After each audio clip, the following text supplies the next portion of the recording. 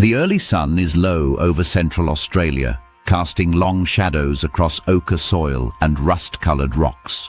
Heat has not yet taken full hold, but the land is already waking with cautious energy. From a distance, the terrain seems still, but look closely and movement becomes apparent. A flicker of scale, a rustle among dry spinifex. The bearded dragon emerges. From the shelter of a sandstone crevice, it slowly steps into the light, body flat against the warm surface, arms splayed out like compass points. Its skin is a blend of burnt umber, ash grey and pale cream, mirroring the terrain so precisely it often seems to disappear when motionless. The lizard pauses. One eye rotates forward slightly, a slow, scanning blink that seems to weigh the cost of every step. Then it lifts its head and tilts it toward the sun. For this reptile, thermoregulation is not optional. It's a strategy honed by millions of years of natural selection. The bearded dragon's body relies on external warmth to function. Blood, muscle, and digestion all dictated by ambient temperature. In the cool hours of the morning, it positions itself precisely, adjusting its posture like a solar panel. Head raised, flank extended, basking plate exposed. The darkened scales along its back absorb heat rapidly, jump-starting the metabolism beneath. Only once its core temperature rises above 28 degrees Celsius does the dragon begin its day in earnest. Now it moves with purpose. The limbs, though short and stubby in appearance, move with deceptive speed. Claws grip rock and gravel as it scurries between sunlit patches, pausing at intervals to scan the horizon. Vision is critical, not only for spotting predators, but for hunting. Unlike snakes, which rely heavily on scent and vibration, the bearded dragon depends on its keen eyesight to detect the twitch of an insect wing or the dart of a grasshopper across dust. It is a generalist predator, opportunistic and efficient, consuming everything from beetles to small vertebrates, but also indulging in flowers, fruit, and tender shoots when available. This omnivory grants it an advantage in environments where food availability shifts with rainfall and season. A sudden ripple of motion cuts across the stillness, a metallic shimmer in the air as a dragon lunges forward. With a snap of its short, powerful jaw, it seizes a large centipede, its curved body writhing and twisting in protest. The lizard holds firm. Despite the prey's venomous bite and aggressive thrashing, the dragon's thick skin and precise grip render it harmless. It shakes the centipede vigorously, slamming it against a rock with surprising violence before swallowing it whole, head tilted back in a single motion that betrays years of instinct. The name bearded dragon is no accident. Below the head, a spiny pouch, the gular region, can darken and inflate dramatically when the lizard feels threatened or dominant. Despite its fearsome appearance, this display is rarely followed by violence. Instead, it functions as both a bluff and a signal, deterring predators and communicating with rivals or potential mates. Territorial disputes between males are often resolved without contact, through a complex system of postures, head bobs, and arm waves, behaviors that have intrigued herpetologists for decades. What appears at first glance to be primitive body language is, in fact, a highly evolved form of lizard diplomacy. Yet danger is never far. Overhead, the shadow of a brown falcon crosses the hard blue sky, and instantly the dragon drops flat. Its entire body compresses against the earth. The color shifts subtly, not through pigment change, but by adjusting posture and shadow to reduce visibility. Immobility becomes its armor. This moment, poised, invisible, is the essence of its survival. It is not invincible. The desert's food chain is brutal, and even well-camouflaged reptiles fall prey to cunning hunters. Juvenile bearded dragons, in particular, are vulnerable to predation by birds, snakes, and feral cats. Their solution is speed and unpredictability. While adults may rely on bluffing and stillness, juveniles dart erratically, using brief bursts of sprinting that propel them upright on their hind legs, a behavior that appears almost comical but dramatically increases their chance of escape. Studies using high-speed video have confirmed that this bipedal run isn't a fluke of adrenaline, but a purposeful adaptation, likely tied to speed and balance, rather than evolutionary lineage with dinosaurs. As the day matures and the sun climbs high, temperatures soar past 40 degrees. Now the dragon shifts tactics again. Basking becomes dangerous. It retreats into the shade of a low rock ledge, flattening itself against the cooler stone. Here, it enters a phase of regulated torpor, not full sleep, but a slowed state of minimal activity that conserves energy while avoiding heat stress. In prolonged droughts or during the peak of summer, some populations enter a deeper dormancy known as estivation, sheltering for days or weeks at a time until conditions ease. Their resilience in such extremes has made bearded dragons not only survivors but ideal subjects for physiological study. Their cardiovascular systems adjust rhythmically to ambient heat, and their ability to manage hydration without frequent drinking has fascinated ecologists. They derive most of their moisture from food, storing excess water in specialized lymph spaces and excreting uric acid instead of liquid urine, a tactic that preserves vital fluid in bone-dry conditions. As the light begins to soften and evening approaches, the dragon re-emerges. Temperatures now drop quickly, the desert's paradox. Where the morning demanded warmth, the evening demands caution. Predators change with the light. Nocturnal hunters begin to stir. The dragon feeds quickly, capturing a final scorpion near a termite mound. Its reflexes sharp, even after a long day of stillness and patience. There is no drama in its retreat, no den, no nest, no grand defense. The dragon simply disappears into a narrow crevice between rocks, its color vanishing into stone. Only a watchful eye, trained to see the subtle difference between shadow and scale, would know it's there. By nightfall, the landscape seems unchanged. Wind moves the grasses. The stars emerge brilliant and cold. But under the surface, in the gaps between stone and dust, creatures like the bearded dragon wait, silent, calculated, and enduring. The red heart of Australia hums with heat. The ground, cracked and blistered from weeks without rain, seems to shimmer under the relentless glare of midday sun. Sparse vegetation dots the ochre plain, tufts of spinifex, patches of saltbush, and twisted mulga trees offering only skeletal shade. In this searing emptiness, where most animals lie low or vanish underground, one creature dares to walk in full view, moving in a stuttered rhythm that seems almost theatrical. The thorny devil appears no larger than a child's hand, but its presence is unmistakable. Every inch of its squat, compact body is covered in conical spikes, not just decorative but real, rigid and sharp.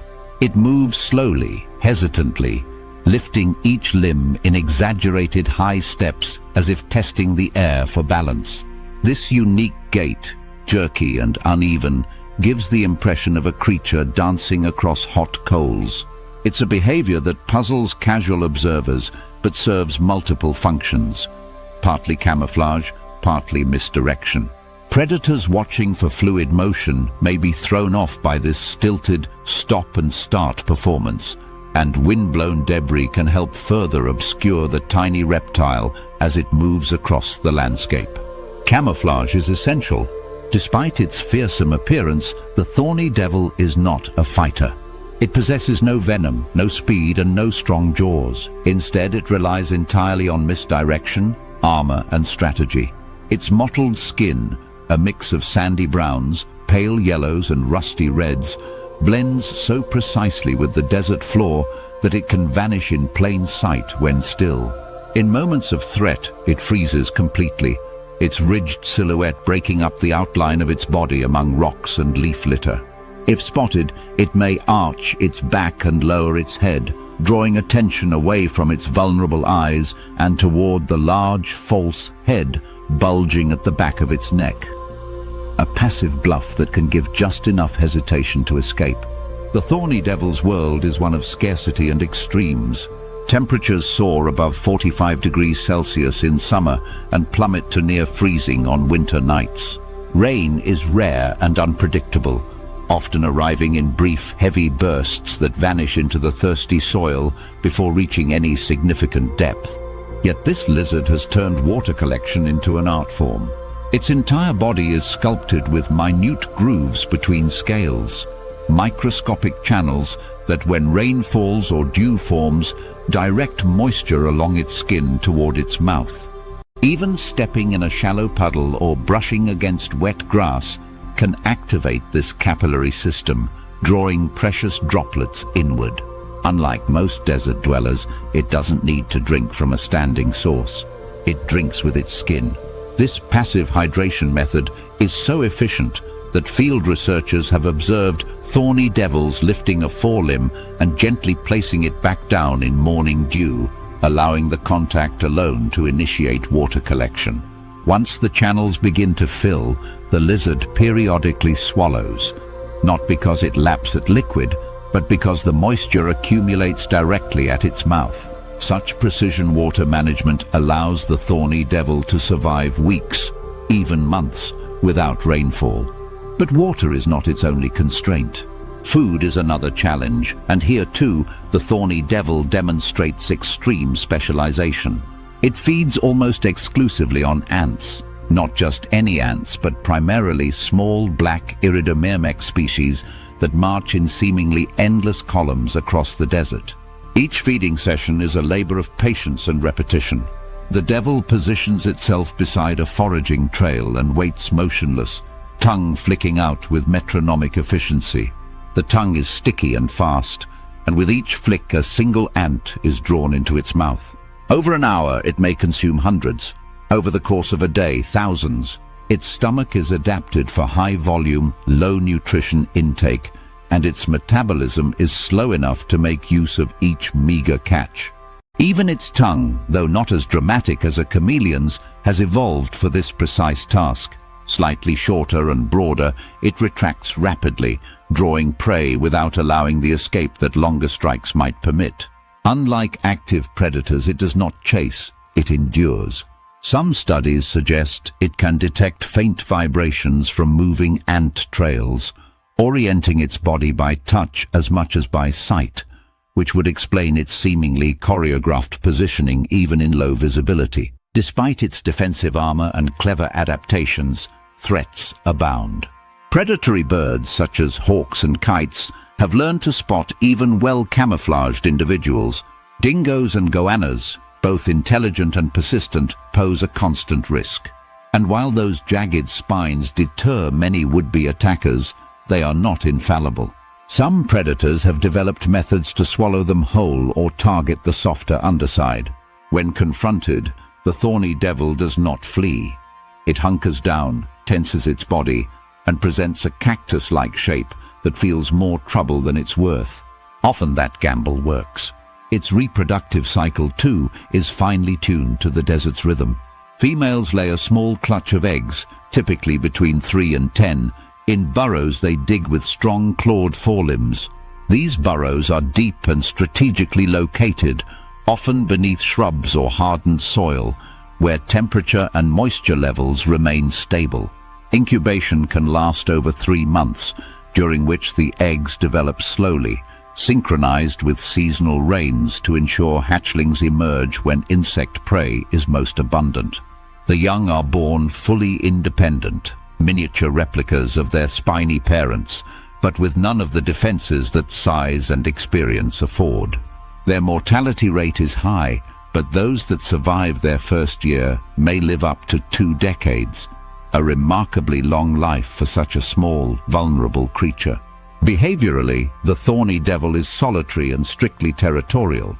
Individuals maintain distinct home ranges, which they traverse with surprising regularity, despite appearing slow and awkward.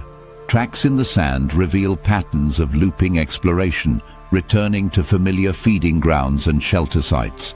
While it lacks the complex signaling of other lizards, such as the bearded dragon, it communicates its presence through scent trails and subtle body language, enough to avoid unnecessary conflict with its own kind. There is a deceptive grace to its awkwardness, an elegance in how this lizard makes survival look like ritual. It dances not for show, but because every step must be calculated. Every movement serves a purpose: to avoid detection, to find water, to gather just enough food. In a landscape that punishes waste and rewards precision, the thorny devil embodies the idea that evolution does not favor the flamboyant. It favors the prepared. By late afternoon, as the sun angles low and the shadows stretch long across the flat horizon, the thorny devil begins to slow. Its movements grow more measured, the pauses longer. It retreats toward a shallow scrape beneath a bush, a favored resting spot protected by thorny branches and loose sand. There it presses its body against the earth, eyes still alert but half-lidded, spines backlit by fading amber light. The wind carries the dry scent of eucalyptus and dust. Silence settles. Nothing about this animal is fast, powerful, or graceful in the traditional sense, yet it endures where few others can. It drinks the desert air. It feeds on armies of ants. It walks like no other, and thrives without ever needing to chase or flee. The desert doesn't offer comfort, only conditions, and the thorny devil has mastered them all. The early morning air is dry and sharp along the edge of a wind-blown paddock in southeastern Australia. Light from the rising sun rolls across the yellowing grass in long, fluid waves, warming the surface one blade at a time. Fence lines rattle quietly in the breeze, and galas wheel overhead, calling out across the empty open space. Here, where farmland gives way to scrub, something moves with far less fanfare. A subtle ripple bends the grass near a half-buried log, barely perceptible. Then, in a smooth, continuous motion, the eastern brown snake emerges, not with a lunge or a flourish, but with calculated grace. It glides forward across the stubbled ground, each movement guided by a muscular logic that needs neither limbs nor sound. In direct sunlight, its body glows with a polished sheen, pale tan at the sides, deepening into copper and dark chocolate along the spine. At a glance, it looks almost elegant. Its beauty is understated but undeniable. Few animals in Australia inspire such visceral reactions as this snake. It's widely known and often feared for its reputation. But reputation, as always, only tells part of the story. What is often described in terms of aggression or danger is more accurately a case of precision and restraint. The eastern brown is among the fastest and most venomous land snakes on Earth, and yet it remains, by nature, a creature that avoids conflict whenever possible. It's not large. Average adults measure around 1.5 meters, with occasional specimens exceeding 2. But what it lacks in size, it compensates for in speed, awareness, and control. Now it moves low and fast through the grass, weaving around fallen branches and dry leaf litter with practiced efficiency. It doesn't raise its head unless needed. Its forked tongue flickers steadily, tasting particles from the air, analyzing scent trails too faint for any other predator to notice. A chemical map forms in its brain: recent movement, direction of prey, the presence of mammals or other reptiles. This is how it sees the world. Its primary targets are small vertebrates, house mice, native rats, skinks, and occasionally fledgling birds. Introduced rodents especially have become a staple in parts of its range. They flourish in agricultural settings, and the eastern brown has followed. Abandoned sheds, grain silos, and cleared fields offer not only warm microclimates, but easy access to prey. The snake's presence in these areas isn't a sign of encroachment, it's adaptation. Near a cluster of old corrugated iron sheets, the snake pauses. Its head rises just slightly, tongue testing the breeze. Movement has been detected. Beneath the tin, the faint rustle of a mouse is barely audible. But to the snake, it's as clear as a siren. It repositions itself carefully, drawing into a low S-curve, every muscle coiled, every scale flattened for optimal contact with the ground. Then, with barely a twitch of visible tension, it strikes. The motion is shockingly fast, less than a quarter of a second. The fangs, short and fixed at the front of the jaw, punch into the mouse's side, delivering a measured dose of venom. The mouse stiffens, then spasms. Within seconds, paralysis sets in. The venom, a cocktail of neurotoxins and procoagulants, acts with ruthless efficiency, shutting down the central nervous system and triggering sudden cardiovascular collapse.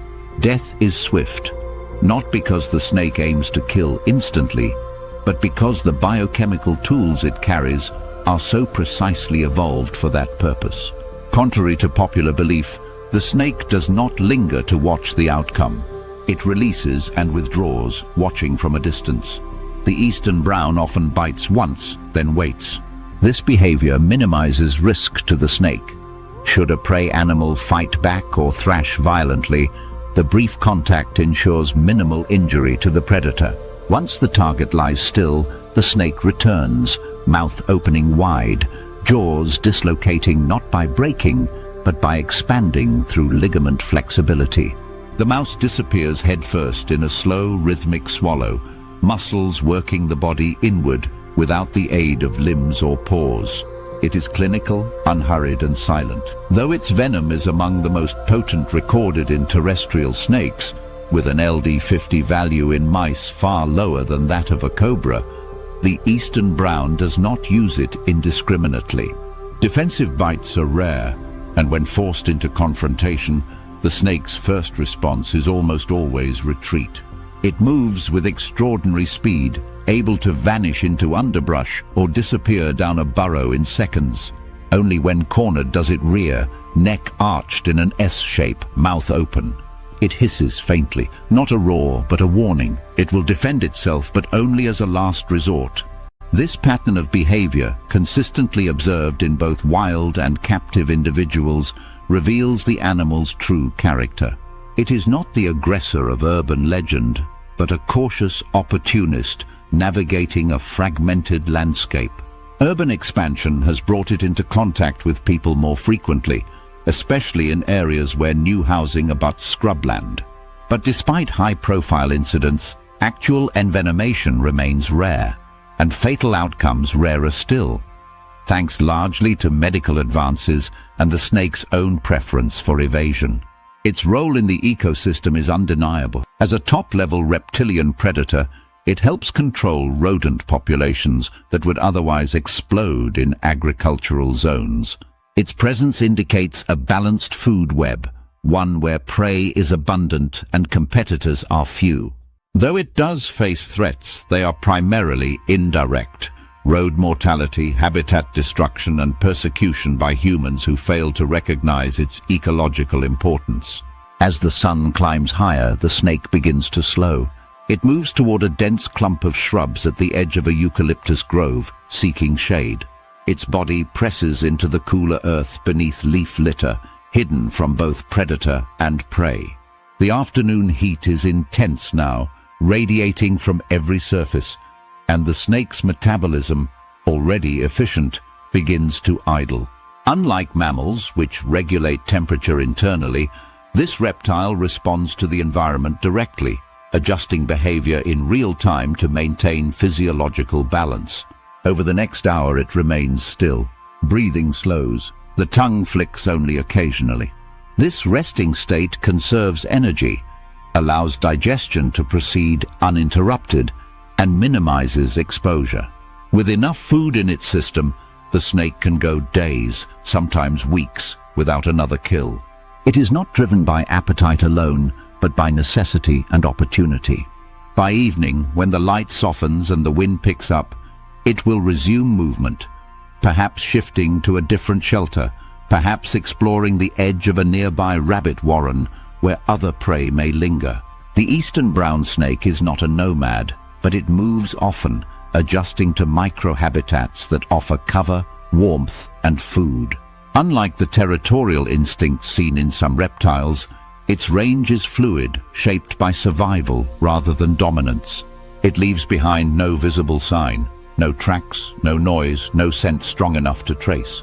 Its impact is measured in the silence of things left undisturbed: mice that do not infest, birds that do not scatter, farmers' grain stores that remain intact.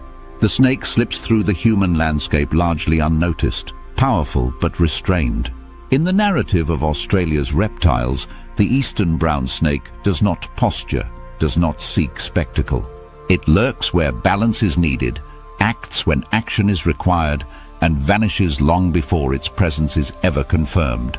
It is above all else a lesson in control, in what it means to wield lethal tools with absolute discipline. In Australia's tropical north, where the land begins to blend with water and tides transform the shape of the coastline each day, the mangrove swamps stand as ancient borders between earth and sea. The air here is thick with humidity and the smell of brine and decaying vegetation. Mangrove roots, gnarled and looped like exposed muscle, twist above waterlogged ground, creating mazes that trap silt and conceal movement. Egrets stalk slowly through the shallows. Mudskippers dart across the surface in quick skipping hops. Somewhere within this stillness, an apex predator lies buried beneath the waterline, watching, unmoving, unseen. The saltwater crocodile is not simply a reptile. It is the culmination of over 200 million years of evolutionary refinement, a creature so well adapted to its ecological niche that no major changes have been necessary since before the rise of mammals. Males can reach lengths of 6 meters and weigh over a ton, though most are smaller. Even at half that size, they are formidable. With a body designed for explosive power and prolonged patience, the saltwater crocodile embodies predation in its purest form. Just beneath the surface, one drifts. Its eyes and nostrils, located high on the skull, break the water by only millimeters. The rest of the body is submerged, motionless. Its limbs are tucked tightly against its torso. The massive tail, the true engine of its movement, lies in a gentle curve along the muddy bottom. This posture allows it to remain perfectly still for hours at a time, expending almost no energy. Respiration is slow, minimal. Heart rate drops. Its metabolism is so efficient that a large individual can go weeks, even months, without eating again after a single successful hunt. The water is murky, tea-stained from tannins leached by decaying leaves. Visibility is poor, but the crocodile needs no clarity. Its senses function perfectly in this world of sediment and shadow. Specialized pressure receptors, known as integumentary sensory organs, line its jaws and allow it to detect the faintest vibration. A fish passing overhead, a bird stepping on a branch, a crab scuttling across the mud. Even raindrops on the surface register. Few animals can read their environment with such subtlety. From above, the surface is calm. A wallaby approaches the water's edge to drink, oblivious to the presence concealed only a few meters away. The crocodile does not move, it waits. Timing is everything. It can lunge, of course, a burst of speed from underwater that can cross several meters in under a second, but it will not waste the attempt. It must be certain. The moment arrives without warning.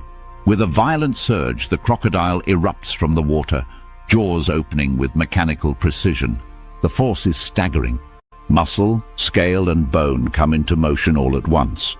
The bite is not clean, it is crushing. With pressures exceeding 3,500 pounds per square inch, the jaws close with enough power to splinter femurs and collapse skulls. The strike is over in an instant. The body disappears beneath the surface, leaving only a ripple and a few floating leaves in its wake. Death is rarely instantaneous. The saltwater crocodile is not a surgical killer. It relies on blunt force, trauma, and drowning. The victim is dragged under, rolled, and pressed against the bottom. This maneuver, known as the death roll, is not just violent, it's functional. It disorients, incapacitates, and often breaks bones or severs limbs. Once immobilized, the prey is manipulated for swallowing or cached for later, wedged beneath submerged logs or roots. Crocodiles lack molars and cannot chew, so they either tear off chunks by thrashing or swallow prey whole. For large kills, this may take time. As the sun rises higher and the tide retreats, the crocodile returns to the surface.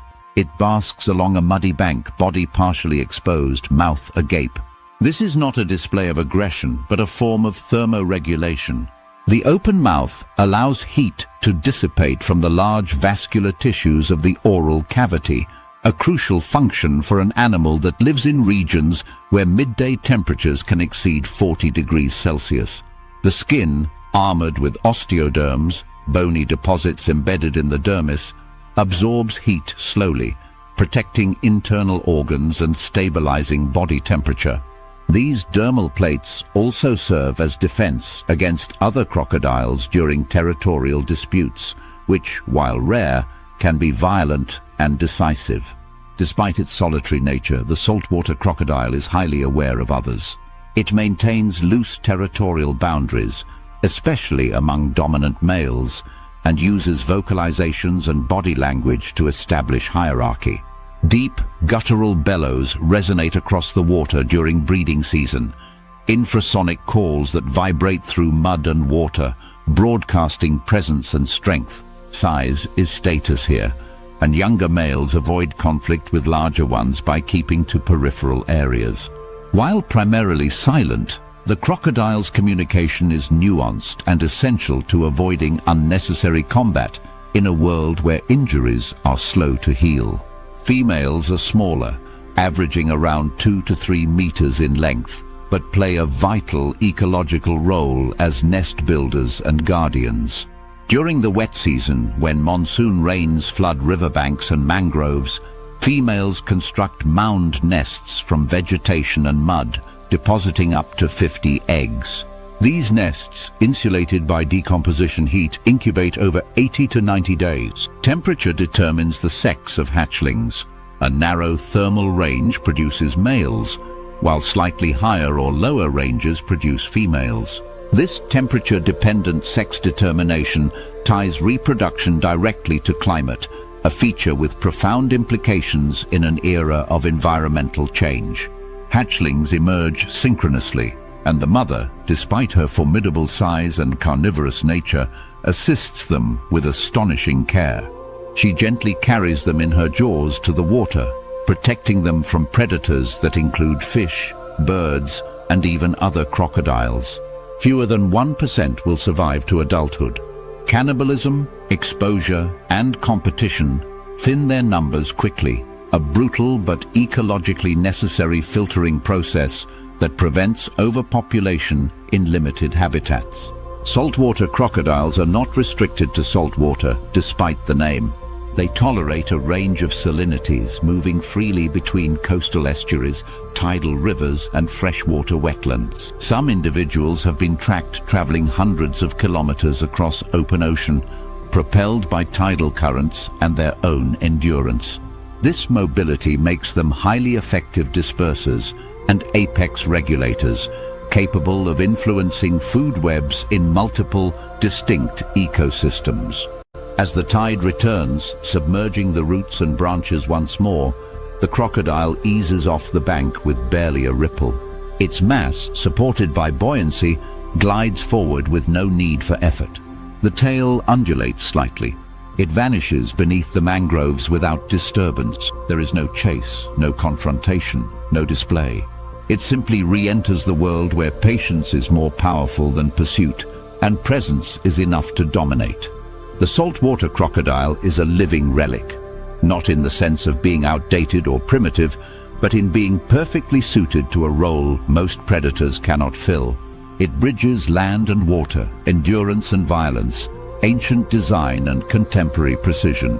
Its intelligence is real, observable in strategic behavior, territory memory, and problem-solving. Captive individuals have been seen manipulating objects to trap birds, a level of planning once considered unlikely in reptiles. It does not need the speed of a snake or the adaptation of a lizard. It is not agile, not stealthy in the mammalian sense, but it is effective, lethally so. And in the flooded forests and tidal creeks of Australia's north, there is no question of dominion. The crocodile does not compete. It endures, enforces, and continues, as it has since the age of dinosaurs. Here, in the murk and shadow of a mangrove lagoon, the apex is not a lion or eagle. It is a silent mass of armor and bone that waits for the water to rise. and when it does, the crocodile moves. Not because it must, but because it chooses. The dry rustle of leaf litter carries across a quiet patch of suburban bushland. The eucalyptus canopy above breaks the late morning sunlight into narrow bands that dance across the soil in dappled patterns. Fallen gum leaves, crispy and pale, shift slightly in the breeze. Somewhere nearby, a magpie calls. Insects stir in the undergrowth. At first, nothing seems to move, until one of the leaves lifts itself and reveals a reptile so well camouflaged it could be mistaken for part of the detritus it hides among. With its broad, flattened body and overlapping glossy scales, the blue-tongued skink doesn't look like much of a reptile superstar. Its limbs are comically short, its tail blunt and thick. But its shape is no accident, and its behavior is far more calculated than its placid expression suggests. As it slowly shifts its weight and pushes itself forward over the soft mulch of soil and leaf, the skink becomes part of the ecosystem's background, blending with bark, dust and stone in a near-perfect mimicry of its surroundings. Native to nearly every region across Australia, the blue-tongued skink is not defined by specialization, but by adaptability. It thrives in dry open forests, in grassy plains, under brush piles and wood stacks, and increasingly in human-altered spaces. Urban gardens, suburban lawns and backyards lined with native shrubs have become reliable territories for these reptiles. Unlike the elusive snakes and delicate geckos that retreat from suburban sprawl, the blue tongue has moved in, not as a nuisance, but as an unobtrusive neighbor. Its foraging strategy is deliberate and methodical. This skink is an omnivore, moving slowly and purposefully through leaf litter in search of edible detritus. It uses its keen sense of smell, via a forked tongue and Jacobson's organ, to locate insects, snails, fallen fruit, and occasionally small vertebrates. Today it pauses near the base of a gravilla bush. A beetle scurries nearby. The skink's head dips slightly, tongue flicking once, then twice. With a sudden lunge, more of a shuffle than a sprint, it clamps down and crushes the beetle between its strong, ridged jaws. The teeth are not sharp, but broad and fused, designed more for grinding than slicing. Crunching through snail shells, seed pods, and soft insect carapaces requires pressure, not precision, and this reptile has evolved accordingly. Despite its unassuming presence, the skink is not without defense. It lacks speed. It cannot climb trees or burrow deep into the ground. What it does have is deception and timing. When startled, the blue tongue pivots its body outward, flattening itself against the ground to appear larger. Its sides puff out, ribs splayed wide.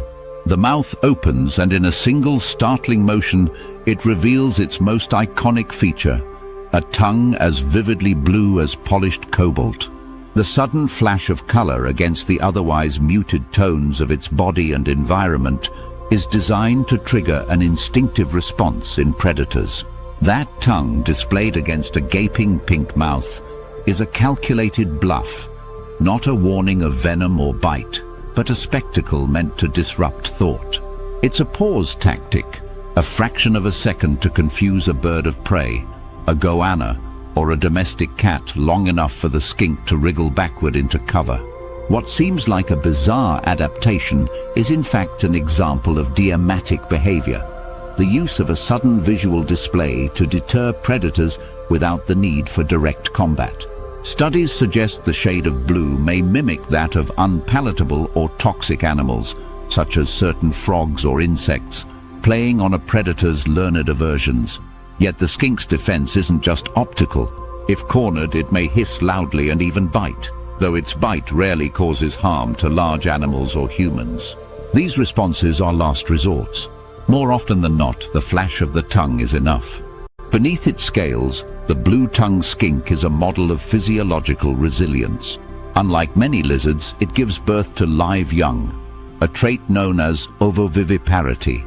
Females carry developing embryos internally, nourishing them via yolk sacs until birth. This method of reproduction allows the species to survive in variable climates and weather patterns, as eggs would be more vulnerable to environmental extremes. Each season, a female may give birth to a litter of up to 20 miniature skinks, fully independent from birth and already capable of flashing their tiny tongues in imitation of their mother's tactics. As it moves through its garden-like habitat, the skink is constantly navigating overlapping territories. Its slow, somewhat ungainly gait doesn't lend itself to long-distance travel, but it knows every crevice and shaded patch within its home range. It will return repeatedly to favored basking spots, flat stones warmed by the morning sun, fence lines that retain heat, the edge of a concrete path where insects collect at dusk. Thermoregulation is key to its daily routine. Like all reptiles, it cannot generate internal heat and must rely on its surroundings to maintain optimal body function. When temperatures soar, it withdraws into cool mulch or under boards. In winter, it brumates, a state of low metabolic activity akin to hibernation, in underground cavities or compost piles. The blue tongue is not strictly territorial, but it does recognize individuals and maintains low levels of social interaction, particularly during mating season. Males may engage in brief, ritualized combat, pushing and wrestling with one another, using their stout bodies rather than inflicting damage. Females, meanwhile, select mates based on proximity and timing, often mating with the most persistent rather than the most dominant. Courtship is clumsy and often aggressive by human standards, but the mechanics are clear: dominance without injury, persistence without panic. In human-dominated areas, the blue tongue has found unlikely allies. Gardeners, aware of its appetite for slugs and snails, often protect it from domestic pets or traffic. Insects drawn to compost heaps and overripe fruit provide an easy buffet. These skinks can live more than 15 years in the wild, and even longer in protected environments, a testament to their ability to adapt and endure. However, their survival depends on more than luck. Cats, dogs, lawnmowers, and pesticide runoff have taken a toll on some populations, even in areas where they were once abundant. The balance between coexistence and collapse remains delicate. Midday passes and the heat becomes oppressive. The skink, having fed and basked, retreats beneath a pile of leaf litter near a retaining wall. There in the dry shade it lies still, not asleep, but dormant, body temperature dropping slightly as its systems slow. Breathing becomes shallow, the limbs tuck in. It will stay there through the hottest hours, perhaps emerging again in the late afternoon when shadows lengthen and insects stir. Its entire existence is one of calibration, of sensing minute changes in heat, humidity, and scent. There is no drama to its day, no chase or battle. Its strength lies in not needing them. It is easy to overlook. In a world full of striking colors and sharp-toothed predators, the blue-tongued skink moves with a kind of measured anonymity. But beneath that calm, toy-like exterior lies a reptile that has mastered the fine art of adaptation. Not by overpowering its enemies or outrunning its threats, but by deceiving them and outlasting them. In a changing world, that may be the most powerful trait of all. At first, the forest seems inert, a cathedral of vertical lines. Trunks of brush box, ironbark, and stringy bark rise through the canopy like stone columns, their rough textures catching shafts of light that pierce the leafy roof in isolated beams. The sounds here are filtered. Cicadas drone rhythmically in the understory, and a distant whipbird calls, its whistle echoing through dense foliage. Movement, when it happens, is subtle, a flicker of tail, a twitch of leaves. The eyes of a casual observer might miss the lizard clinging to a tree just a few meters away. The common tree dragon, Amphibolurus muricatus, is not a reptile that announces itself. It does not slither or dart, it does not roar or puff, it simply holds, motionless, limbs spread wide, claws dug into the bark. Its coloration is neither vivid nor dull, but finely calibrated, a muted blend of olive, grey and brown, with a pale underside and subtle striping along the flanks. From a few feet away, it becomes indistinguishable from the branch it clings to. Only the faint pulse of its throat reveals that it is alive. Unlike many of its relatives, the tree dragon spends the majority of its life above the ground. Its body is lean but muscular, adapted not for sprinting across desert sands, but for vertical stillness. The limbs are long and splayed, each toe tipped with a curved claw that hooks effortlessly into bark and branch. This posture, head elevated, limbs extended, tail down, allows it to monitor its surroundings in 3 dimensions. It watches not just the forest floor, but the canopy above and the trunks beside it. Predators can come from any direction here: birds of prey, snakes, even climbing goannas.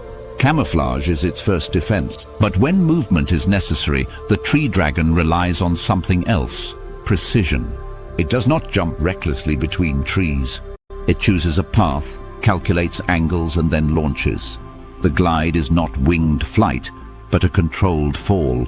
The body flattens, the limbs spread wide, and the tail stiffens into a rudder. This behavior, often mistaken for true gliding, is more accurately described as parachuting. The lizard does not travel long distances, but instead drops to a lower trunk or limb with measured descent, absorbing the landing with its strong forelimbs. It wastes no energy and takes no unnecessary risks. In this forest, elevation is life. The environment itself is not uniformly safe. Even within protected woodlands, the structure is varied. Tree gaps open into light wells that attract insects, but expose the dragon to aerial predators. Fallen logs and rocks at the base of trees offer warmth and hunting grounds, but stepping down from the vertical means taking chances. The tree dragon understands this instinctively. It only descends when it must, to court, to bask, or to hunt. Despite its arboreal lifestyle, the tree dragon is a visual hunter. It feeds on a wide variety of small arthropods, ants, beetles, moths, and occasionally spiders. Unlike ambush predators such as the saltwater crocodile or eastern brown snake, it uses short bursts of speed in confined areas to capture prey. Its tongue is not extensible like that of a chameleon, but fast and sticky enough to grab an insect before it escapes. Between feeding bouts, it returns to stillness. Not laziness, but vigilance.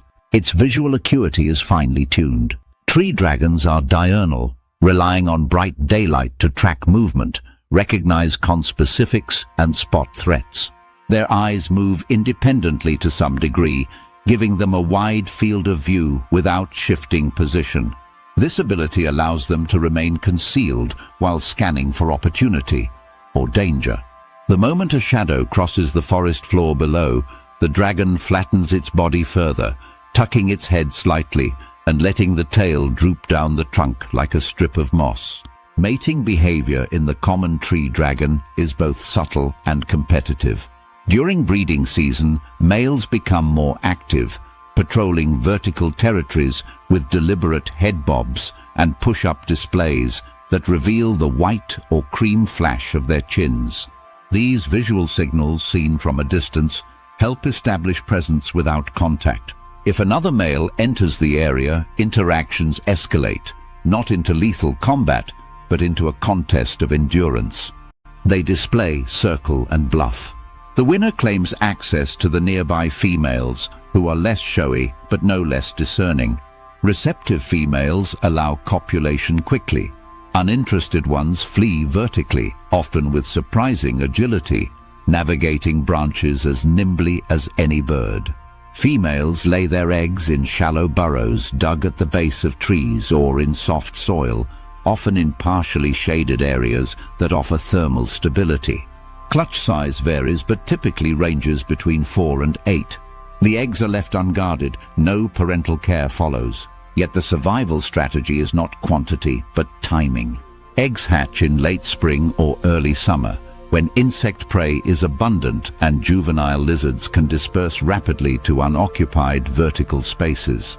Young dragons are fully independent, miniature replicas of their parents, and they adopt the same behavioral strategies from the start: climb, hold still, and watch. Heat regulation is managed with both location and posture. Unlike desert reptiles that rely heavily on open basking, the tree dragon selects half-lit perches where filtered sunlight warms its body at a sustainable rate. If it overheats, it shifts into shade or adopts a side-on position to minimize surface exposure. If cold, it flattens itself, maximizing absorption. These subtle behaviors, small shifts of angle, elevation, and orientation, fine-tune its internal balance with external conditions. It is, in effect, a reptilian barometer of its microclimate. The forest is not static, and neither is the dragon. As storms sweep through and temperatures fluctuate, it adjusts its daily routine accordingly. During wet spells, it climbs higher, avoiding saturated bark and flooding roots. In dry heat, it retreats to cooler, denser foliage. The ability to read environmental cues, to move not randomly but with informed direction, allows it to persist in areas where less flexible reptiles falter. Predation still claims many. Birds such as butcherbirds and currawongs specialize in spotting movement. Pythons and tree monitors are capable climbers, and even invasive species like feral cats have learned to stalk up tree trunks to reach basking lizards. The common tree dragon cannot fight them off, but it survives by reducing its visibility, minimizing sound, and eliminating unnecessary motion. Its lifestyle is not built on dominance, but on evasion and economy. To watch a tree dragon for an extended period is to witness stillness with purpose. It doesn't announce its presence, doesn't demand attention, but it is always calculating, always aware. In a landscape that rewards energy conservation and precision, it has become a quiet success, not by adapting to every habitat, but by mastering one niche and occupying it completely. As late afternoon sunlight angles through the canopy, painting the trunks with amber light, the dragon shifts slightly. Its claws grip tighter. Head lifted, it surveys once more. Then, with a sudden motion, it pushes off, falling not straight down, but in a curved arc toward a neighboring trunk. It lands with precision. There is no thud, no break in rhythm, just a brief ripple of motion, followed by stillness once again. Between motion and invisibility, this lizard lives, not as a showpiece of the wild, but as a master of restraint. A guardian of vertical space in a world that rarely looks up.